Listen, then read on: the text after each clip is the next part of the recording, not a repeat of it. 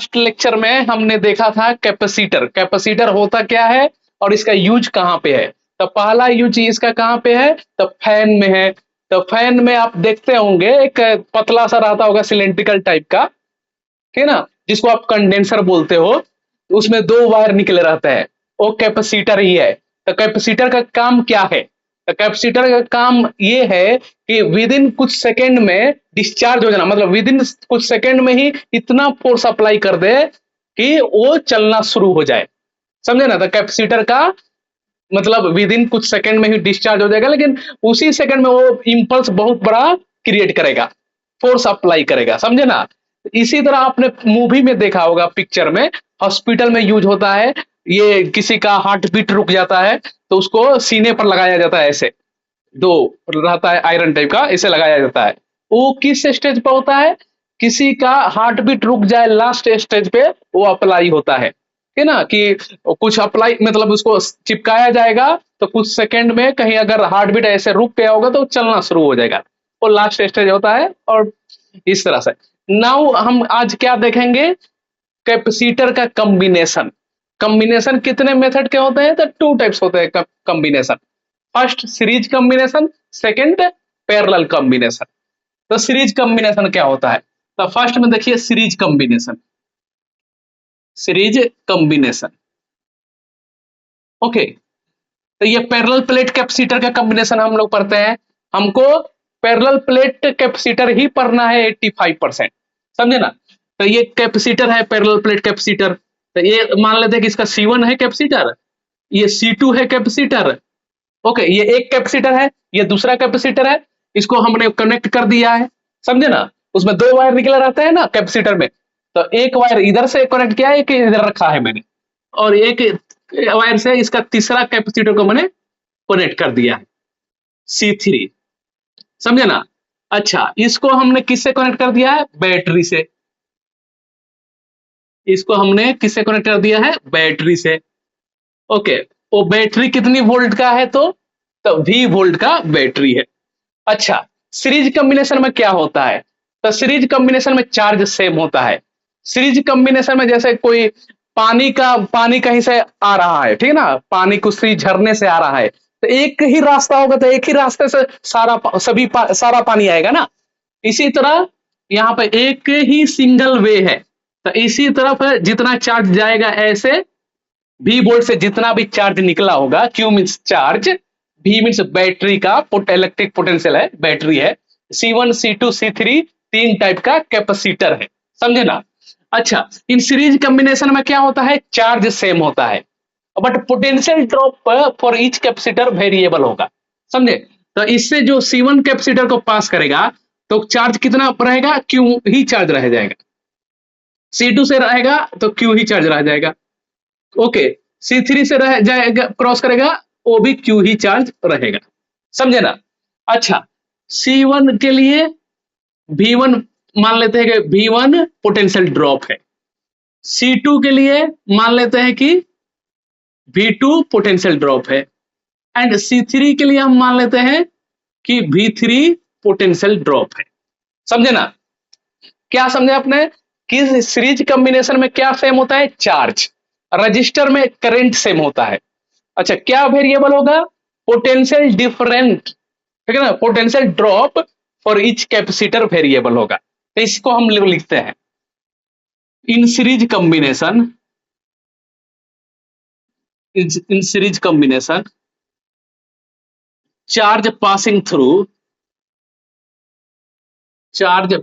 Through each capacitor is same, but potential drop for each capacitor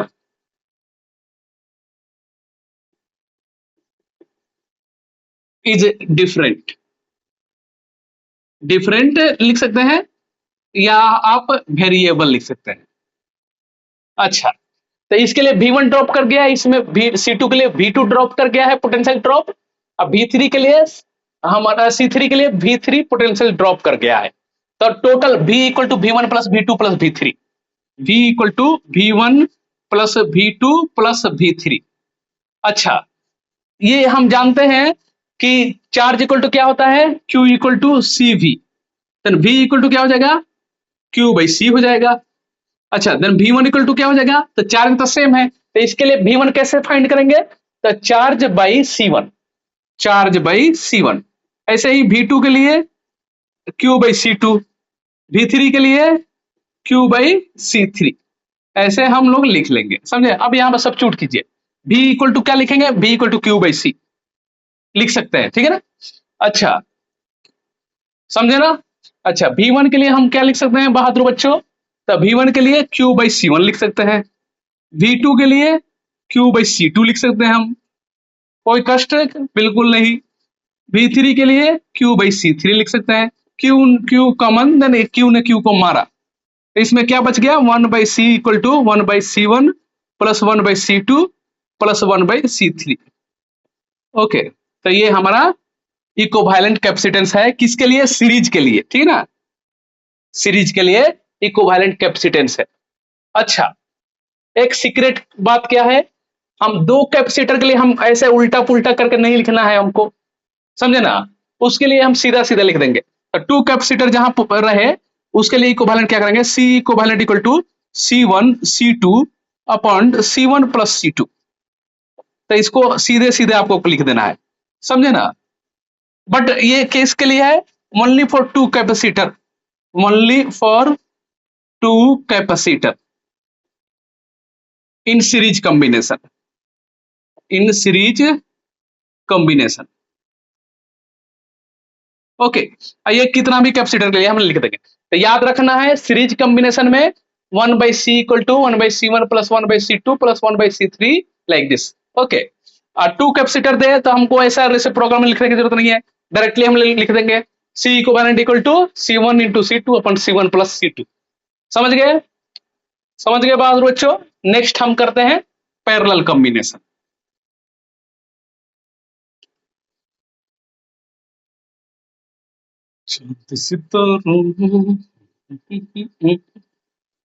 okay,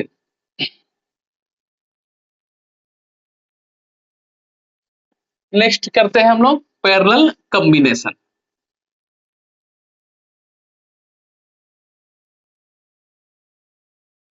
parallel combination में हम कैसे करेंगे, इसका डायग्राम कैसे बनाएंगे, विदाउट डायग्राम फील ही नहीं आएगा आपको फिजिक्स, समझे। तो ये C1 है, ये C2 है, ये C3 है, और यहाँ पे हमने V वोल्ट का बैटरी लगा दिया इसको, plus minus V volt battery. अच्छा, V वोल्ट से बैटरी से फिर वही कहानी, चार्ज कितना निकल रहा है, मान लेते हैं Q चार्ज यहां तक गया, अब यहां पर गया तो अरे देख रहा है कि अरे तीन रास्ते हैं, हम इधर से भी जा सकते हैं, हम इधर से भी जा सकते हैं, हम इधर से भी जा सकते हैं, ठीक ना। तो C1 से मान लेते हैं Q1 पास कर रहा है चार्ज, C2 से मान लेते हैं Q2 पास कर रहा है चार्ज, एंड C3 भाई साहब से Q3 पास कर रहा है, समझे ना।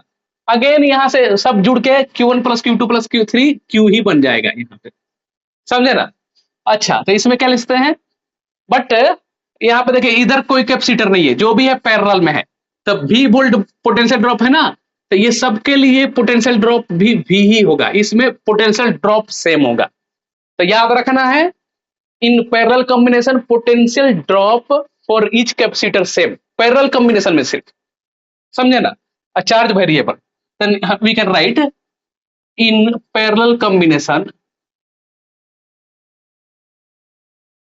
in parallel combination potential drop for each capacitor same,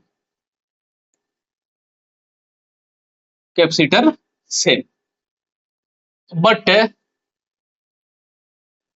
charge passing through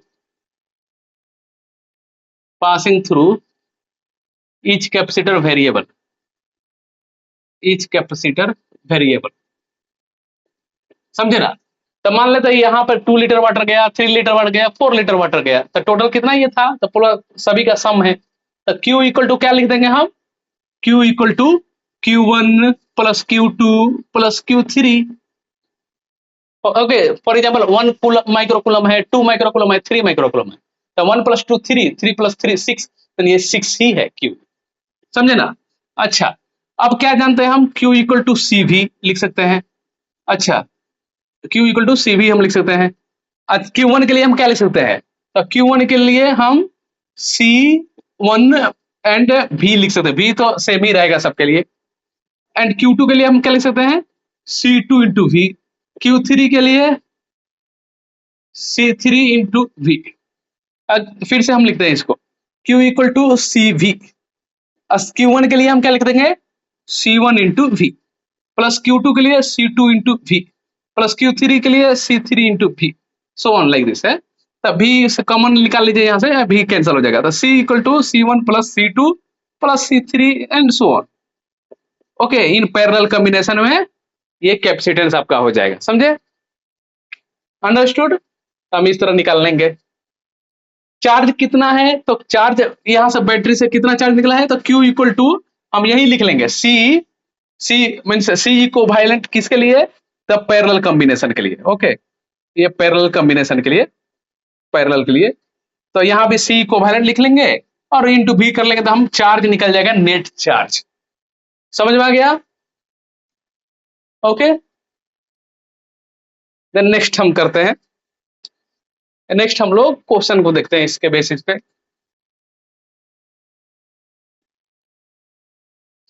चांद छुपा बादल में, शुरू,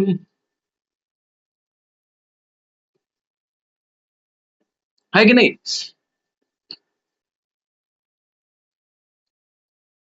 अच्छा, अब इसमें देखिए क्वेश्चन को आपको सॉल्व करना है। क्वेश्चन में देख क्या रखा है, ये 2 माइक्रोफेराड है, ये 4 माइक्रोफेराड है,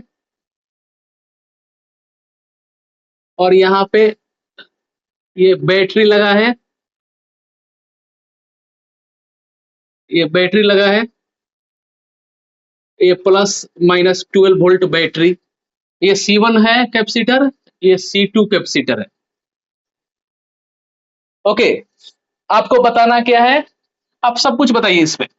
आप ये भी बताइए कि नेट चार्ज फ्रॉम बैटरी कितना होगा, नेट चार्ज बताना है आपको फ्रॉम बैटरी। आप सी इक्विवेलेंट भी बताइए, कितना नेट इक्विवेलेंट कैपेसिटेंस होगा। आप ये भी बताइए V1 कितना होगा C1 के थ्रू, और V2 कितना होगा, पोटेंशियल ड्रॉप कितना होगा C2 के थ्रू। समझे? तो 1 बाई 1 कीजिए। अच्छा, कैसे हम लोग करेंगे इसको, बहुत आसानी से कर लेंगे। पहले हम क्या काम करेंगे, पहले सी इक्विवेलेंट फाइंड करेंगे, है ना। तो C1 2 माइक्रोफेराड है, 4 माइक्रोफेराड है, तो हम क्या कर देंगे, C equivalent equal to, series combination में हमने अभी देखा था C1 C2 upon C1 plus C2, तो C1 इंटू C2 2 इंटू 4, और 2 प्लस 4 6, यहाँ पे ये कैंसिल हो गया, देन 4/3 माइक्रोफेराड, ये हमारा आंसर मिल गया सी इक्विवेलेंट।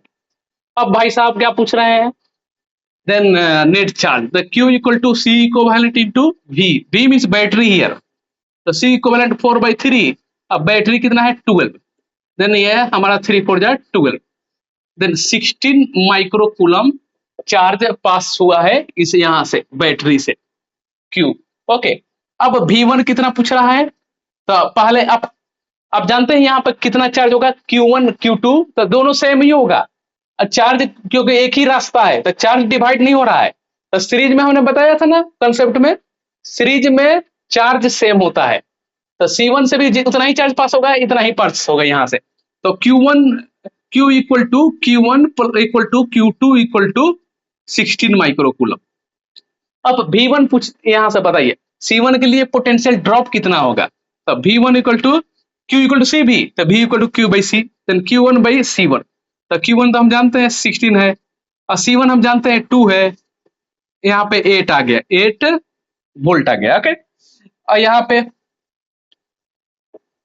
V2 और C2 कैपेसिटेंस कितना पोटेंशियल ड्रॉप खींच लिया, तो उसके लिए क्या लिख देंगे, Q2 बाई C2, तो Q2 कितना हो जाएगा हमारा, यही है 16, और ये 4 हो जाएगा, तो 4 तो आ गया ना।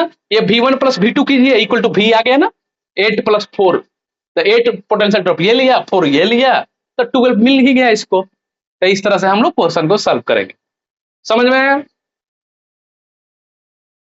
समझ में आया बहादुर बच्चों? कमेंट में लिखकर बताइए। और वीडियो को पॉज कीजिए और अपने से सॉल्व कीजिए, ठीक है ना। नेक्स्ट करते हैं।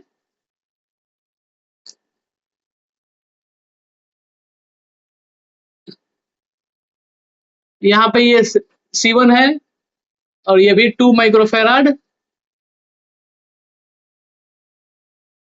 ये C2 है, ये 4 माइक्रोफेराड। माइक्रोफेराड क्यों लिखा जाता है बराबर? आप कहीं भी देखते होंगे कैपेसिटेंस माइक्रोफेराड माइक्रोफेराड 99% रहता है। क्यों रहता है? क्योंकि माइक्रोफेराड भी बिगर यूनिट है। अर्थ के पास ना एक फैराड ही नहीं है कैपेसिटेंस, अर्थ के पास। अर्थ इतना बड़ा अर्थ के पास भी नहीं है, समझे ना। समझिए, इसलिए प्रैक्टिकल थिंग पर क्वेश्चन बनता है, प्रैक्टिकल पे तो माइक्रोफैराड ये सब का रहता है, समझे। अच्छा, इसको कनेक्ट कर दिए हैं अगेन 12 वोल्ट की बैटरी से, प्लस माइनस। ओके, अब आपको फिर यही सब बताना है, तो इसको कैसे करेंगे? अगेन क्या करेंगे? हम सी इक्विवेलेंट फर्स्ट फाइंड करेंगे। इक्विवेलेंट कैपेसिटेंस फाइंड करिएगा हमेशा पहले। सी इक्विवेलेंट इक्वल टू, तो हम जानते हैं C1 प्लस C2 इसका फॉर्मूला, तो 2 प्लस 4 इक्वल टू 6 माइक्रोफैराड। और रेजिस्टेंस में ये इक्विवेलेंट कैपेसिटेंस कैसा हो जाएगा? पैरेलल में रेजिस्टेंस में R1 R2 अपन R1 प्लस R2, देखिए ये कैपेसिटेंस है। अच्छा, उसके बाद हम क्या बताएं? Q बता दें। उसके बाद C equivalent into V, 6 into 12 72 micro coulomb. Okay, अच्छा, उसके बाद हमारा क्या बता सकते हैं? Q1, then Q1 equal to, अब बता देखिए जितना V है ना उतना ही V1 C1 के लिए भी पोटेंशियल ड्रॉप उतना ही मिलेगा। क्यों? क्योंकि पैरेलल में है, इसके पैरेलल में ये है, इसके पैरेलल में ये है। तो V equal to V1 equal to V2 equal to 12 volt. Okay, then Q1 बताएं। यहां से Q1 चार्ज कितना हो गया? ये Q1 कितना है और ये Q2 कितना है? तो Q1 equal to C1 into V1, then C1 कितना है 2 और V1 कितना है 12, then 24 micro coulomb. Okay, and Q2 कितना आ जाएगा हमारा? C2 into V2। Okay, C2 कितना मिल जाएगा हमारा 4, अब V2 कितना मिल जाएगा हमको? वही मिल जाएगा 12 48। Okay, micro coulomb. अब यहाँ पे भी क्या कर सकते हैं आप? Q equal to Q1 plus Q2 कीजिए ना, तो कितना आ गया? 24 प्लस 48 72 माइक्रो कूलम आ गया। हाँ आ गया, इसके इक्वल आना ही चाहिए। 72 माइक्रो कूलम, इधर कितना चल गया? 24, इस तरफ कितना चल गया? 48 माइक्रो कूलम। यही आंसर है, समझ गए। अच्छा, आपके लिए एक क्वेश्चन है मेरे पास, इसको सॉल्व कीजिए आप लोग। यहाँ पे 18 वोल्ट हो गया है और यहाँ पे C3 है। ओके, और ये हमारा 6 माइक्रोफेराड, 6 नहीं 8 माइक्रोफेराड है। फिर यही आप बताइए V1 V2 C1 C2 ये सब बताइए, V1 V2 and Q1 Q2 बताइए हम, समझे। और कमेंट में लिखकर बताइए आप लोग। Okay, understood everyone.